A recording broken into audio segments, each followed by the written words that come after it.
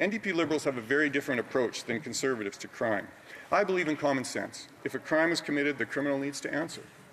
The woke NDP Liberal approach is that the criminal is the single most important person in the justice system. They believe, and they have written into law, that the police, prosecutors, judges, jurors, and jailers must take into account diversity, equity, inclusion, critical race theory when dealing with criminals. They have put into place checklists. Does this criminal have any sort of skin color, racial background, sexual identity, or anything in their background which warrants that criminal to walk away scot-free? If so, let them go. That is the NDP Liberal approach to criminal justice. This woke crowd doesn't care if a criminal has raped a woman, kidnapped a child, or murdered an Indigenous man, because in their mind, that so-called underprivileged criminal is more important than any victim can be.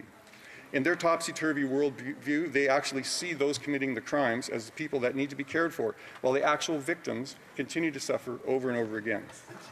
Senator Kim Pate, appointed by the current Liberal Prime Minister, summed up the Liberal hug-a-thug position quite nicely last year when she addressed the Fredericton City Council. I quote, "Canada's criminal legal system is unjust, discriminatory, and biased against Indigenous people and people of colour." Madam Speaker, I agree. It has been unjust against Indigenous victims of crime like those on the James Smith Cree Nation.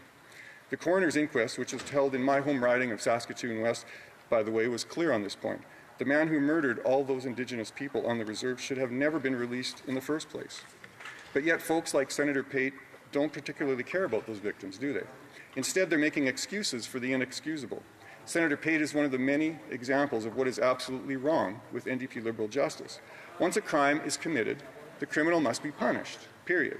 And let me repeat that for the slow ones over there. Once a crime is committed, the criminal must be punished, period.